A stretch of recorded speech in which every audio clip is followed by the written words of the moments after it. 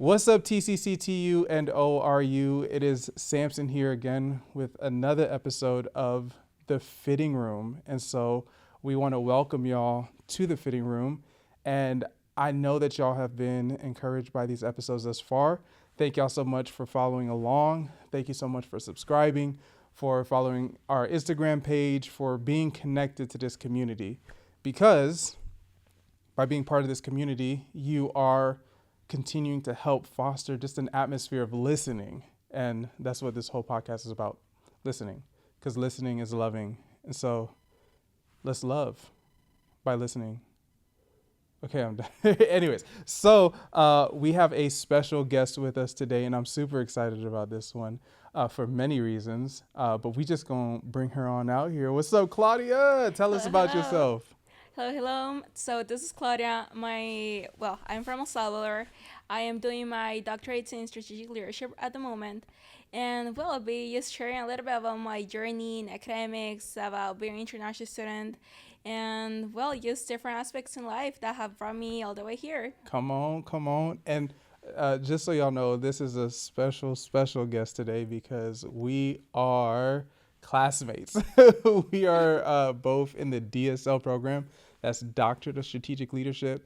And so we are both on a journey to be doctors. Amen. Isn't that wild? Yes. That's so crazy. Sorry for commencement in 3 years and, having our degrees. I'm telling you. We're going to have to play this one back just for the memories. Be like, yo, remember that? That was the beginning of the journey. And this is where we're about to be at. Right, so that'll be amazing. This is exciting. So nonetheless, we want to dive into your story. So tell us, girl, how did you get here? Okay. So everything started back in 2020, the year of the pandemic.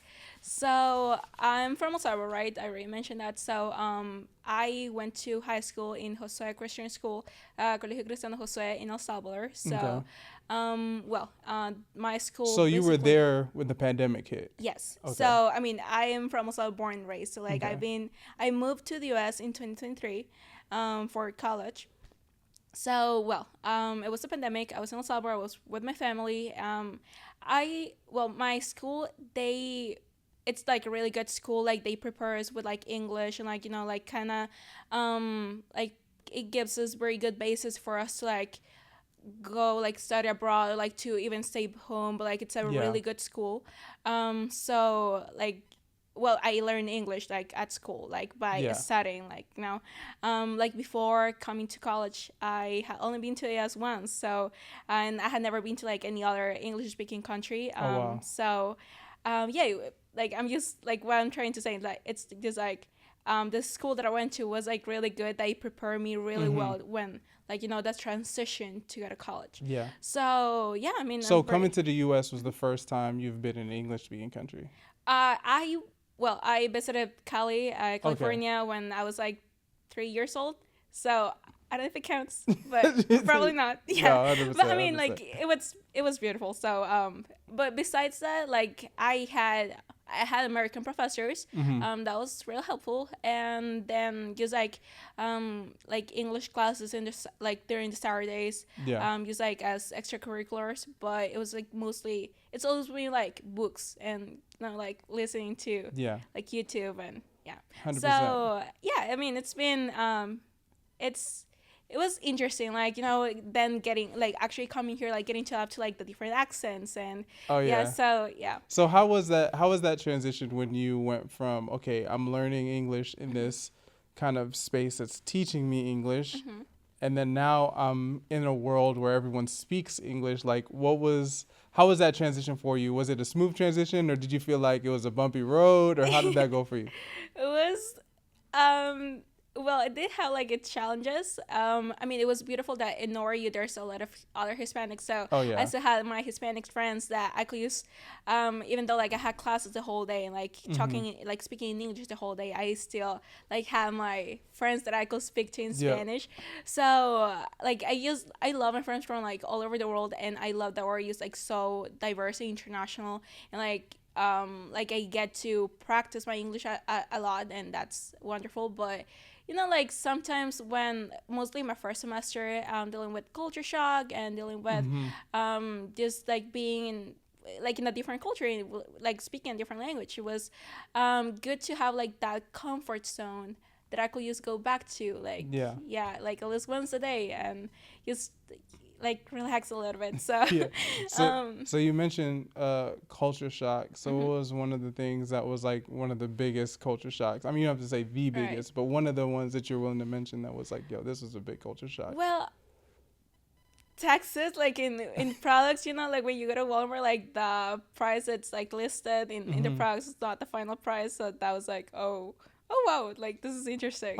Dealing with the taxes, like yep. And then like, well, everyone in Ori is like really nice, so it's like I wasn't used to like this super nice atmosphere. Like everyone's like, well, it's Salvador like most like Latin American countries is like very warm cultures, but like still I feel like the Ori is like, oh, everyone opening the door and like everyone's smiling at each other. So it was like, oh, okay, so like I have to be very intentional about like like being in a good mood, like yes, like portraying myself as like so friendly like all the time, when like I guess like it's also part of being like on campus, like you just know everyone, like you see your classmates like everywhere all around campus. So I guess it's also part of that, but it was just like interesting, like it was new to me, being in an atmosphere that was like so warm. So no, that's cool. That's cool. Yeah, so once you arrived here, got kind of used to the environment, you're trying to acclimate.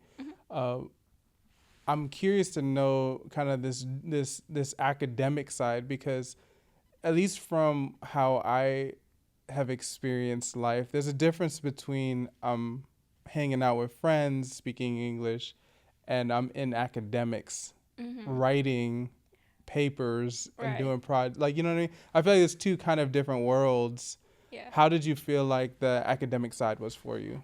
The academic side was actually easier, because my school, so like we were used to like writing papers in English. That's true. And like MLA and APA, and like like it was very the transition like in the academic aspect was a lot easier, because I was more used to like presenting in English and like writing in English and like those kind of things. So like it was a little bit harder, I would say, like just actually having like just casual conversations in English, because that's like the part that I hadn't really practiced much before. So because like like in school, like I used to talk with my friends in Spanish, so it's 100%. So but the academic side, like it was a lot easier. That I mean, it makes sense having had that experience when you were in El Salvador. So coming from El Salvador to the States, was this like a transition that you made by yourself? Was it with you and your family? What like did your family send you to the States? Like what was that dynamic like? Okay, so going back to 2023, that was when I came to the US as a freshman. So, well, kind of. I'll just explain a little bit more about it later. So, well, I got my student visa, I think it was like, I don't know, maybe like July. Or well, it was like during the summer, like August, July, something around there. And then like the semester was starting in August, like 15 or around that date. So my parents, they well, like they didn't have visas at the moment, so like they like they scheduled their appointment to get like like for a visa interview and all those things, but like it was all the way until like basically the end of the semester, like November, like around November. So the first time that I came to this, like I just came by myself, and well, my parents, they live in El Salvador, and like I go visit them like super often, and they did come like, and they did travel with me like back to campus when I was coming back in I think it was January 2024. So we got to see the snow. That's and nice. That's nice. That was the first time that my sister was in the US, because when I came for the first time, my mom was pregnant with her, so that makes sense. That was like the first couple of months, they were a little bit challenging, because it was like, oh, like this is the first time that I'm like away from my parents, like I'm away from home. So, and we're like a very close family, like we're very like united, like very close to each other, like like this was the first time that I was going to spend more than 24 hours. Oh man. Like a lot more than 24 hours away from them. So yeah, it was. So what was that like for you coming here and being away from, like, did you experience like intense homesickness, or like what was that? Well, because some people they travel across the states, some people across the country. I mean, just going over countries. So how was that? So I knew that God wanted me to be here, so that was very helpful. Like, hey, I know like there's a purpose behind this. Yeah. And then, well, besides that, it was, well, I was going back in for fall break, so it was like, okay, like I know I'm going to see them like just in a couple of months. Yep. So like that was also like kind of easier. It helped me process it a lot more, because it was like, okay, yeah, I'm gonna see them like soon. Yeah. I did cry all my way here though the first time, like yeah, understandably so. Yeah, but like once I got here, it was I already had some friends, because there's more people from my school that they also come to ORU. Oh, okay. So like I did have friends on campus, and that made the whole process a lot easier. And there's such a big blessing to my life, and like in so many aspects. And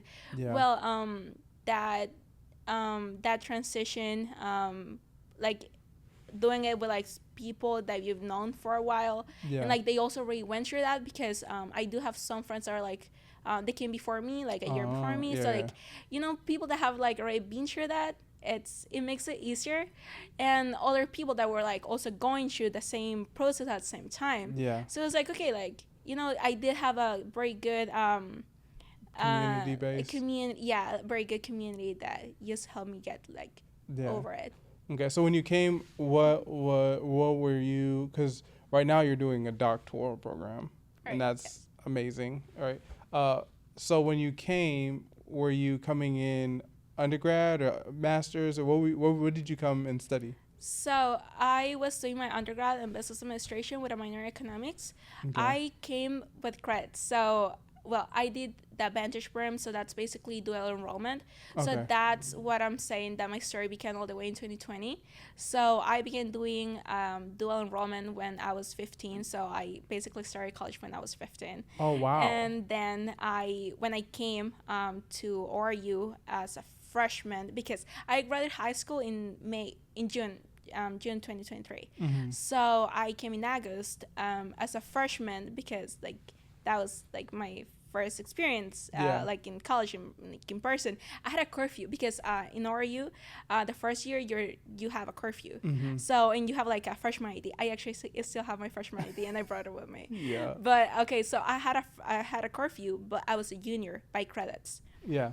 So during the summer I also took CLEB exams. So that's like College Board, they do like exams that if you already know like about it, or like if you study by yourself, like you can like test out of like the classes, like it's so CLEB exams. So you guys back home, take those, they're really helpful.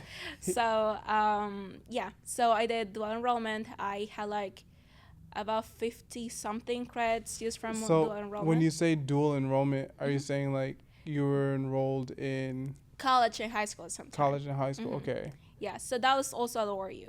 Okay. So there's, and like it's amazing because you can do dual enrollment like whatever you are. Like I was in El Salvador, I was going to school in El Salvador, and then like I was like doing online courses at ORU, and with like the whole ORU curriculum, like and I took a lot of classes that then helped me towards my degree. So when you said so in doing dual enrollment, when you came to ORU, you were a freshman, being first year, but credit wise, I was a junior. You're a junior. Oh man. Yes. So then afterwards, it was a lot of taking a whole bunch of classes every single semester, like literally taking 18.5 credits every semester. 18.5 is crazy. I remember sweating at 15, like sweating. No, yeah, I mean it was challenging. It was like it wasn't the easiest thing I ever done, but it I mean, it paid off. Like, I mean, I graduated and like, 100%. yeah. So, so when did you end up graduating? So I graduated from my undergrad in December 2024. Oh, wow. Mm-hmm. So December 2024, you graduated. Yes. Oh, man. So there's also a fast track program. So fast track is you basically can take grad classes when you're still in your undergrad. Mm-hmm. So I used to like, dual enrollment and like fast track. So yeah, like I took advantage of those tools. So you basically finished since starting as a freshman, you finished undergrad in a year and a half. Yes. That's crazy. And then you finished in what? What did you? Like major? Yeah. Business administration with a minor in economics. A minor in economics. Mm-hmm. So, okay, so there's a lot that I want to touch on. Yes. So I'm curious to know about what made you want to go down the road of business. Is this something that you grew up and you always knew that you're going to do business? Or was it kind of a new revelation? And what maybe inspired you on that journey? So I wanted, like my whole life, I wanted to study architecture. Since I was a kid. And then, well, my parents are both accountants. Like, they have masters in finance. So they're like, they've always been in business. Yeah. So they were like my biggest inspiration to like then pursue business. And my parents, well, I wanted to study architecture because my parents have a construction company, like a construction business in El Salvador. So that's like basically why I wanted to like pursue a degree in architecture. And was that for like, I want to join them in that, or I'm inspired by that? Both. Okay. Both. Because since my parents, like they're experts in business, but I was like, okay, I'm gonna put my contribution into like, bringing a degree in architecture, like to the, Okay. So it was like, okay, like maybe I can just like help them in this area that like, because they know about it, like because like expertise and like how like so many years in that, but like like not the academic side. So I was like, like I can just contribute to my family in this aspect. So then when I began dual enrollment, then I checked like the degrees that were you offered, and well, like there's no architecture. So I was like, okay, I'll do business. So I ended up in business. And well, I mean, my parents, they also like pushed me to like take this decision more comfortably. Like they were like coaching me in the aspect, like, I mean, business also is always going to be helpful, like whatever you do in life. Like even if you want to do a bakery, like you want to open your own bakery, or like you want to like study medicine or architecture at some point, it's kind of like you're always gonna need business. You're always gonna need to know how to find stability in your numbers, like not spending more than that you earn. And like business is always going to be helpful. So I was like, okay, yes, like it definitely makes sense. And I also knew that ORU was like where I wanted to be. So yeah, I ended up choosing business. And then my minor in economics, that's also like part of, because I was like kind of deciding like which minor to get. And then economics was just like, hey, I mean, it's going to help me like wherever I go, like yes, like whatever country I'm at, like it's always going to help me. So that was very okay. And so after completing your undergrad, what was your thoughts? Was it like, okay, now I got the degree that I needed? Did you think about going back home? Like how did you come to the point of, you know what, I kind of want to continue? Like, what was the factors in that? Yeah, so when I came to RU, like my plan was just like, okay, getting my degree like super fast, like because I was already junior, so in my mind it was like, okay, I can just graduate in like a year and like a year and a half, and like, or well, it was supposed to be like 2 years, and then like I kind of got to like cut it a little bit to use 1 year and a half. Taking more like 18.5 and then like summer classes. So yeah, my plan was just getting my degree in business and then going back home, and I was thinking about actually studying architecture after, so like getting both degrees. Yeah.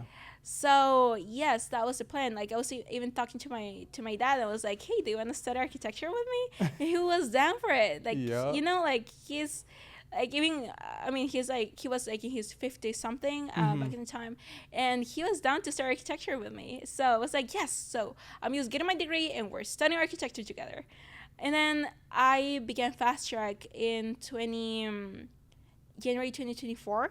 So that was like literally my second semester in RU. Yeah. So then when I began like working towards my master's, it was just like I'll just finish. Like I'll just like I already have this, so I just continue with this. When you did fast track, does fast track automatically include a master's in it? So fast track is you work toward like it's graduate coursework. So this is how it works in RU.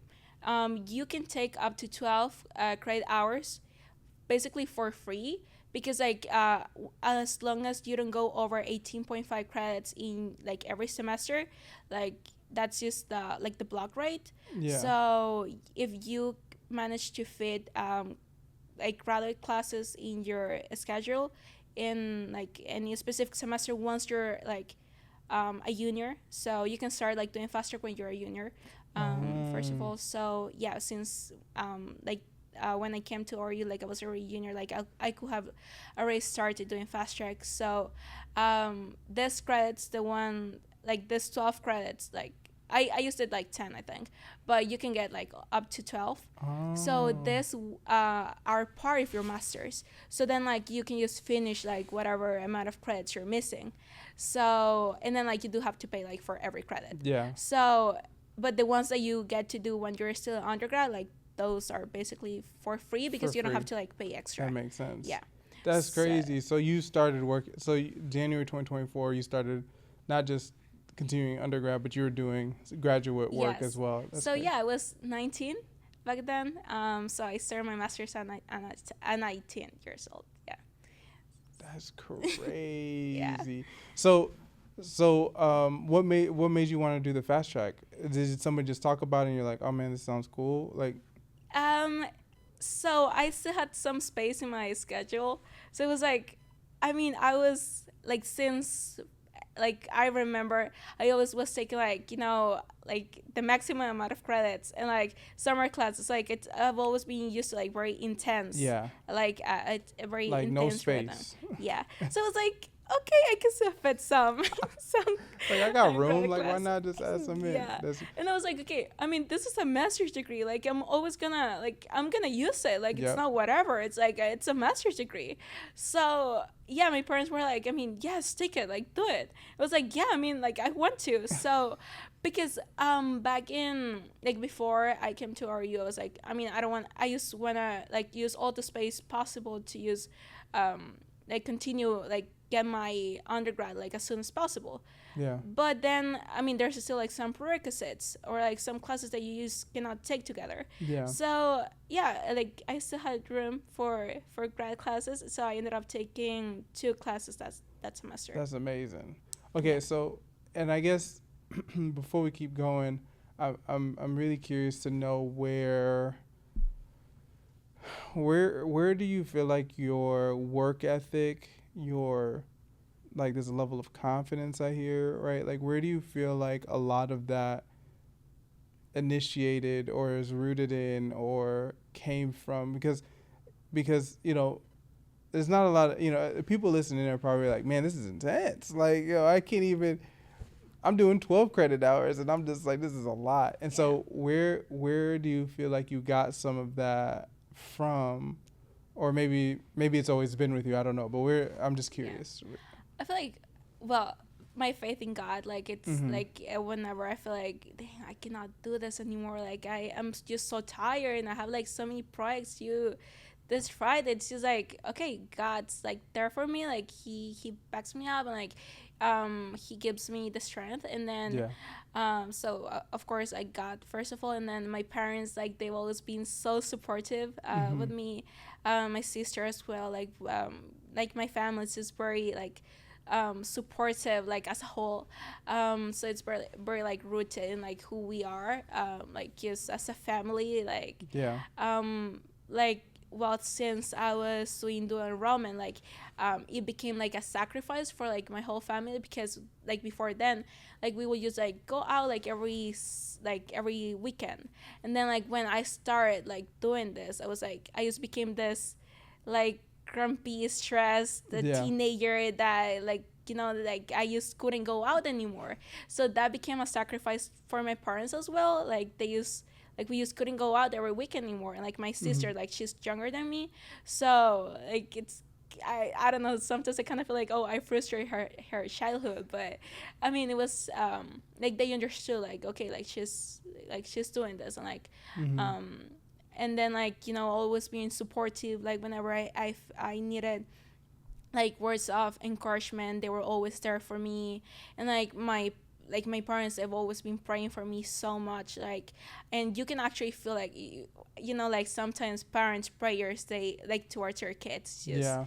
yeah, very powerful. So like since like before I was born, and like since before my sister was born, like they've always been like praying a lot for us, like for our future. So I feel like that's been very important, like who I become, like where I'm at, because like you sometimes like it's just some sort of like sovereign, like supernatural strength that just comes to you. Because like a lot of this, like I feel like a lot of the things that I've like achieved, it's not like, oh, like I'm the smartest or like the Yeah. strongest or I'm like the wisest person ever. It's like a lot of this it's been because of like God's like how God moves in my life.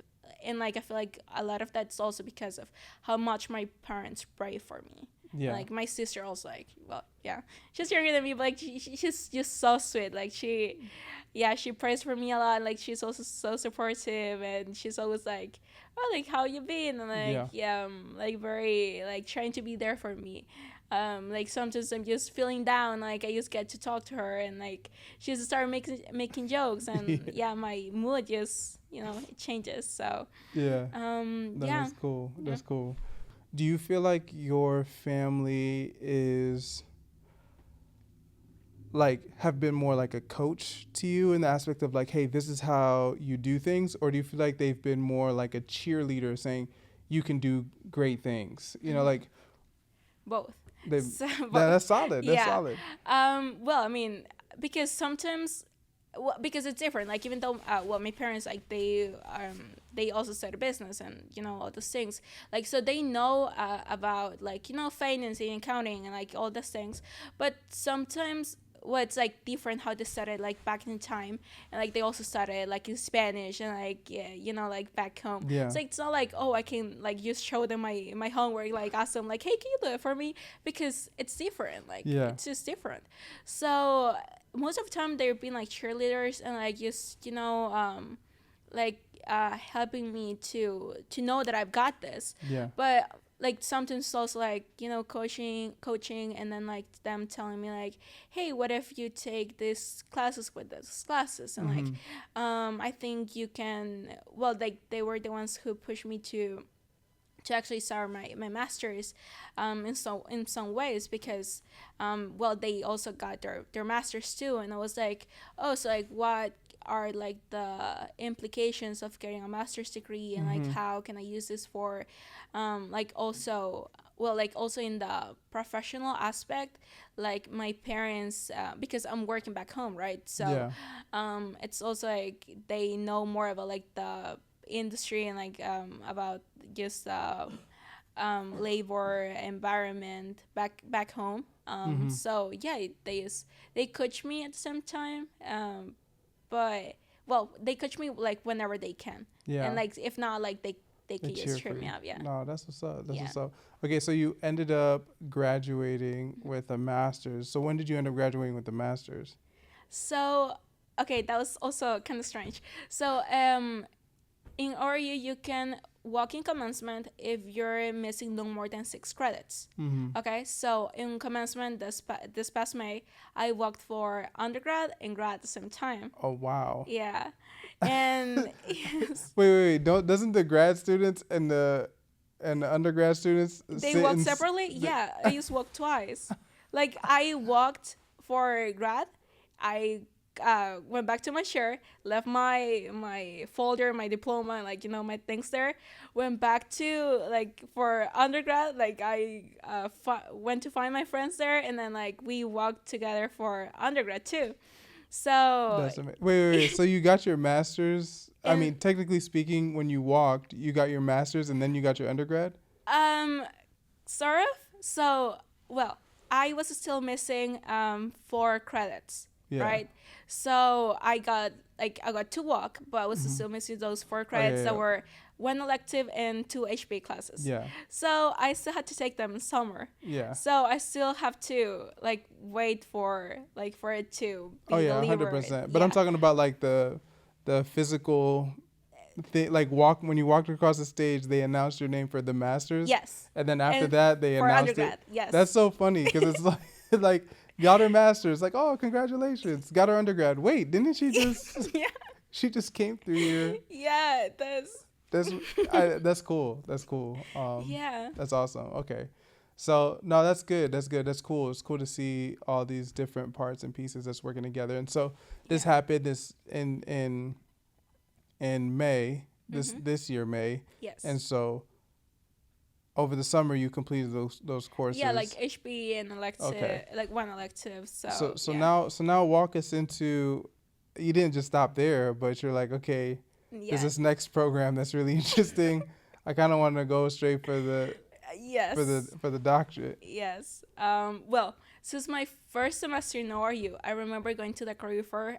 That's like an event where different organizations from tools or like different states that come and like you can, like as a student you can like opt for different, like you can see what job offers they got and so basically like what to do after college, right?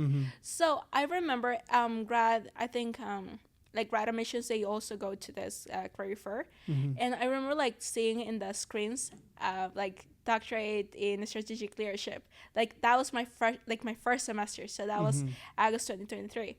And I remember like looking at this screen, and I read this and like I don't know, I just caught my attention. But back in the time I was a freshman, I was a junior freshman, so it was like okay, I don't know, I just kind of felt called to it. It was weird, I don't know, but it was okay, I don't know. Like then well, now that I graduated in May, I was like okay, I can just go back home and like I was already working remotely in marketing, but I was like okay, I can just see what God's prepared for me back home. I'm still like working back home, like I'm still living kind of back home, but like I'm in the residential program in the DSL, but yeah, I mean I literally read that they were like going to start offering it in residential, because like before then it was just online. So now that it was residential, it was like, hey, maybe because like what a like odd moment for them to like start offering it, like like now. It's like right now that I'm graduating, like I just feel like this is for me. So yeah, I wasn't sure if doing it online or residential still. And then in like throughout the summer, I was like still just like thinking about it. And well, I don't know, I was like just praying, and it got to the point that I felt confident that like the residential program was just it for me. So I completed the admissions process, like writing your essays, your like your resume and all those things. And I think I got accepted literally the last week of July. Come on. So yeah, it wasn't like it wasn't like like 2 beforehand. Like it was literally like the last week of July, and then I had the trip to China. So it was like like a lot of things going on at the same time. So now entering this doctoral program, I just have to ask the question: how old are you? I'm 20. Oh my goodness, it's crazy, yo. 20, 20 Yeah. years old. Yes. That's listen, hey, if anyone's watching it, you're like, man, 20 years old, starting a doctoral program. This is anomaly right here. This is not don't feel bad about yourself. I'm over here thinking to myself, what was I doing at 20? Don't even know. Anyways, nonetheless, congratulations. Thank That's you. awesome. That's Thank you. super awesome. Okay, so tell us what's going on in life right now. What are some challenges, some opportunities? What's happening currently? Yeah. So I just started being a college professor at a university back home. It's called Universidad Angélica del Salvador. Ooh. So like Evangelical University of El Salvador. Yep. So well, first of all, like it's beautiful to like still be working at like Christian, like in the Christian atmosphere, because it's just like, you still get to like have like conversations about the Bible, like, and you know, like it's just beautiful. Yeah. My mom also works at this place. She's like the chief auditor. So yeah, it was like So like a very after getting your master's, that door opened up, and they're like, "Ooh, you should teach here." yeah, sort of. That's So cool. I started in July, and yeah, I'm a professor. Like it's just amazing. That's crazy. What classes are you teaching? Sociology of communications. Okay. And well, yeah, that's Oh, that sounds serious. sociology of communications. That's what's up. So yeah, that falls under the business department as well in this university. So it's kind of like, okay, like, you know, like graduate from business, and like now I'm teaching like also in like the business department. So yeah, it's just like beautiful to see like how it works like here, and then like comparing it to like back home, like how, you know, how I can like contribute as well to like the curriculum and like these classes about back home. So okay, so how was your like family when, you know, I mean, coming towards the end of July, you're a professor and you're in a doctoral program. Like, how is your family? Are they like, I'm imagining they're going crazy, but how is that cheerleader and coach showing up? uh well, so I feel like we all as a family are very intense. So my sister, like it's just, well, like it's I feel like my family is like very rooted in excellence. So my sister's like also like crazy smart, and like my parents, like in school, they were like also crazy smart. So I feel like we all like use like, yes, like we like, you know, like this is like what the Lord's like doing for us. Yep. But like it's also very like yeah, like let's see what else we can do. Like it's like, you know, like not stopping here. Like it's like we're just very active in the fact that like yeah, like okay, you've got this, but like, you know, like the Lord doesn't want you to stop there. Like, you know, like there's still more things to do. Like and like why, I mean, they do like tell me like, hey, I mean, you know, like what you've already achieved is like amazing, and you know, like all the encouragement, like well, like telling my aunts and like my uncles, like you know, celebrating, but it was kind of like, okay, you know, like you don't have to like forget that, like just like fall, like you just like stop there and like fall asleep, like you, like there's still more things to do. 100%. So yeah, I mean, I'm still working at the like in marketing, like in another construction company actually. So it's kind of like funny, like my parents have one and like I'm working at another one. So yeah, and I'm still like kind of applying for other jobs and like participating in job interviews just to see like what else is out there. Mostly in El Salvador, like back home. And well, it's actually funny that right after graduation, like commencement was, I think was May 3rd. So it was a Saturday, and then next week I was going to missions. Yeah. That's so, cool. That's cool. Yeah. So Where was it to? Romania. Nice. Yeah, Cluj, Romania. So well, it was with Oreo missions, and so commencement was Saturday. So Sunday we started a camp for preparation for like going on missions. So yeah, I mean, I pretty much saw my parents like just a couple of days before commencement, Sunday, like kind of half the day, and then like afterwards, like it was straight to the to. camp. So yeah, and I mean they were leaving like I think it was like Tuesday.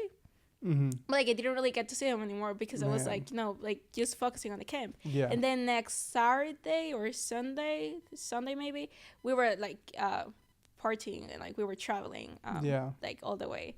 And well, that was the first time that I was crossing the ocean. So yeah. That's exciting. Yeah, it So that was really the first exciting. time, like. So, oh, that's your first time crossing. Oh, Yeah, that's like real. I mean, I had traveled like in Central America, Yeah. Mexico before, But this is like your never. first time going to the other side, Mm-hmm. going over to Europe side. Mm-hmm. That's real. That's cool. Yes. Okay, so traveling there, how was that experience being like the first time kind of in a, because you know come to the U.S. English, but then you go over there and it's like it's different language. So it's languages that you probably didn't grow up with, unless it's like Spain. There's a little bit of Spanish there, but like, yeah. How was that? So it was really helpful that I was traveling with people that I already knew. Actually, the team leader from this mission trip, like I had already been taking classes for her because she was also a business major, so I already knew her, and like I had gotten to meet my team beforehand, like the months before going on missions. So it was really helpful that I already know my team, and like we during the camp, like we became really close to each other, like we became like a very solid friendship. So it was that was helpful because like even though I didn't speak Romanian, like I could still like speak English to them. Like we also had contacts in Romania because we were working with YWAM. So this with is what? YWAM, so Youth with a Mission. It's Youth with a a very Mission. international Okay. organization. They have operations in some Latin American countries. And well, it was actually interesting that some people from YWAM Mexico, they were in Romania. So it was also beautiful that I got to like meet a lot of Hispanics in Romania. Like it was like, oh, what a place to come meet, like friends from Mexico, Panama, Argentina, and just like different. Oh, that's exciting. Right. That's good that you got that opportunity to travel like that. I know a lot of people don't have that opportunity, so hearing that's really cool. And so and this is a thought that I'm thinking in my head, and maybe you can clear it up for me. You're 20, professor. I'm imagining that some students that are taking your class is older than you are. I haven't asked, so I mean, no. I'm just imagining that there some. I'm imagining that some are pretty much older than you are, and I'm curious to know, do you feel like going into a doctoral program, being a professor, kind of being in these spaces, being 20, do you feel any like insecurity, or do you feel any like nervousness, or like, man, I feel the word that comes to my mind is imposter syndrome, right? Like this idea of I feel like I don't truly not feel fit for the role. Fit for the role, or whatever the case may be. I mean, yeah, there's been some moments when I do feel a little bit nervous, or like, am I in the right place? Like sometimes, I do get nervous sometimes, but a quick prayer and God's there for you. Come on. Yeah, I mean, just like just knowing that the Lord's there for you, that God's there for you, like He, like, you might not be in the right place, but He is always in the right place, so He makes you be the right person for the right place. I don't know if that makes sense, but I feel it's just you. like just knowing that the Lord's like taking you all the way there for a reason. So even though I might look funny sometimes, like he's being 20, like trying to speak up in places that I'm probably the youngest. Like also sometimes I've been like the only girl, or like sometimes I'm the only international, like not from here. So like yes, I have been very like nervous, like in very different very different circumstances, but it's just like God's like He put you there for a reason. So I just trust that, even though I feel like I don't know what I'm doing, God knows what He's doing. Yep. So yeah. And I almost get the impression that it sounds like the the voice of your parents is ringing really positive. You know, you're being the coach and cheerleader that they are, right? Yeah. And so it's almost like you can hear God through your parents in a way Yes. that's like ringing in your head. Mm-hmm. So even when those circumstances come where it's like, I feel not fit for this job, it sounds like your parents come in your head like, no, you got this, girl. Like Yeah. they're cheering you Yeah. on. Yeah. Yeah, like that's so true. Like, yeah, they do. Well, they're like very spiritual too. Like well, they're like the kind of people that they read the Bible like all the time. Like they pray all the time. Like my mom, literally, sometimes I wake up like at 3 a.m. like she's praying. So yeah, like yeah, they're like very like they have a very strong faith in God. Mm-hmm. So yeah, and they're also very good cheerleaders. So they, whenever I'm like, in those circumstances, I'm kind of nervous, I can just give them a call, and like I know they'll be there for me. Mm-hmm. So yeah, No, that's that's cool. That's cool. Okay, so um, when you look down the line of time, I'm curious to know, where do you see yourself? And I know it's funny because I can imagine that when you were on a plane coming over to go to our ORU, I can imagine you didn't see yourself being a doctoral student and professor in 2 years. yeah, probably not. Well, I knew that I was going to graduate young, Mm-hmm. um, like that I knew that, and then I knew like I was starting like things very ahead of time. Like that was like I was conscious of that. Like I knew, even like starting as a junior, like I will still be like one of probably the youngest in the class. Yeah. So I did know about that, but then like yeah, I definitely didn't imagine like being like actually doing my doctorates in like such like the kind of short time. Yeah. um and then okay, like what where do I So see where do you myself? see yourself Mm-hmm. like after doctoral program, like kind of down the line of time? You can go as far as you want, but where do you see yourself in the future? Right. So, well, my parents, like the construction business, so I really want to like keep on doing that, because it's a good business. So, yeah, I want to keep doing that, like just make it grow more. Mm-hmm. So, I'm the youngest, like the oldest daughter, so it's kind of like okay, I wanna like take up leadership, and my sister, she wants to study engineering and like or like computer science. So, Yeah. um, so like in this so like in the business, I just want to contribute, and like, well, I have a very strong basis in like finance and like accounting, so like I feel like I can make like smart decisions in that aspect. Like okay, what investments can we do now, or like how can we expand? Mm-hmm. So I'm definitely planning to like like go back home, like work on that, like hopefully still traveling.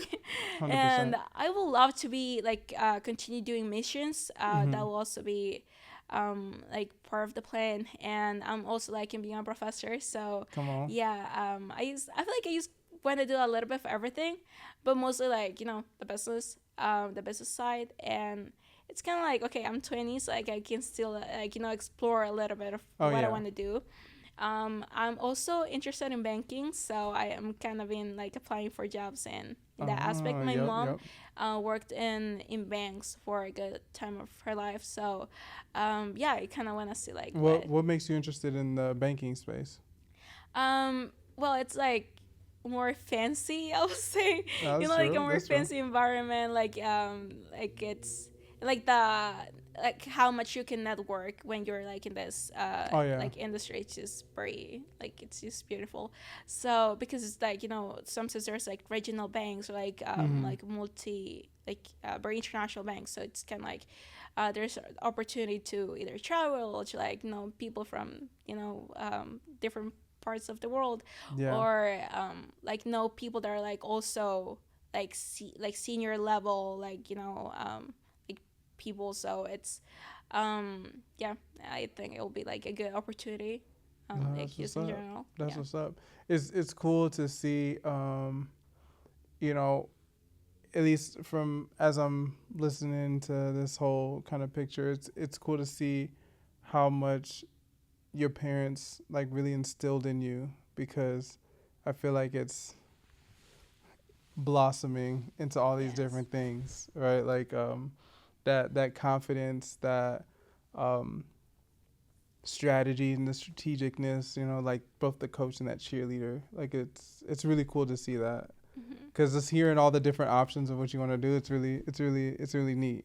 Do you like, even if there was no, and I guess I'm just curious to know, if there was no limit, right? Like what would you want to do, like in the world? Like what would you do in the world? Like what would be your, man, I want to do this, if there was no limit for you? Okay.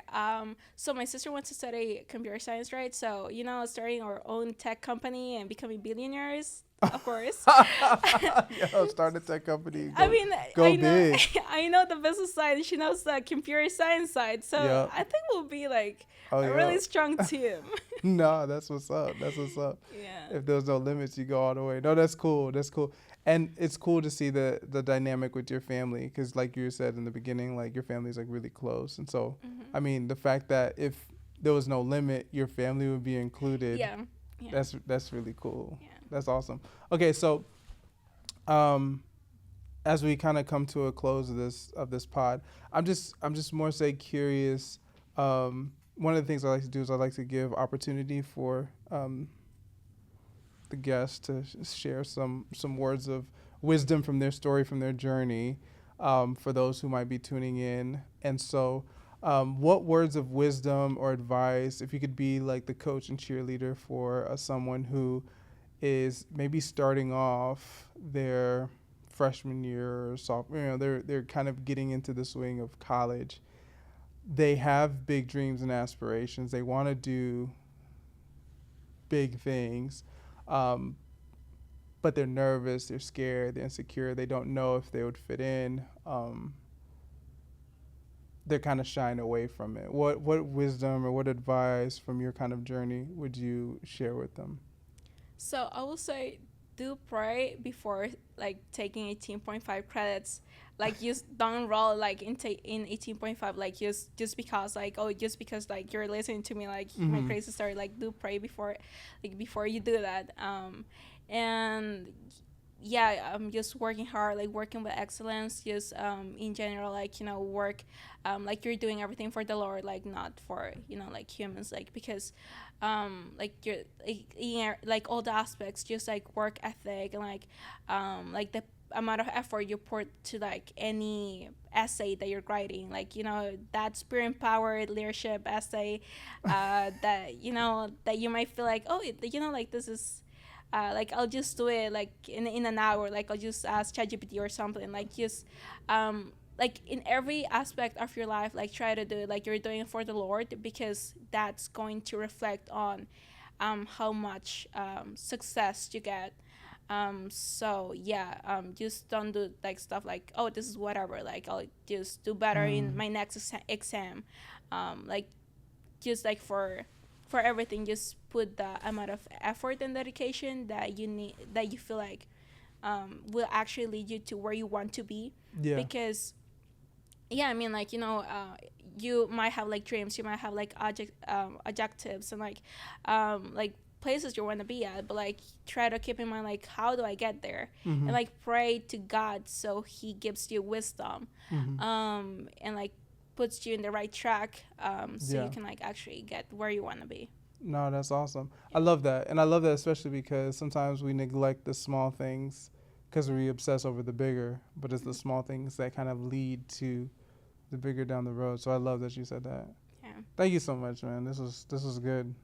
This is good. I'm grateful. I'm thankful. I'm appreciative for you sharing your story with us.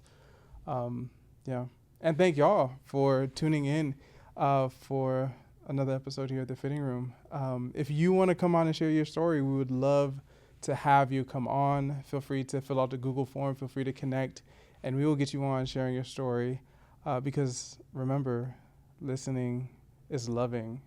And so thank y'all so much for tuning in. And until next time, We hope that you see how you fit in the fitting room. Peace. Bye-bye. Thank you. That's it.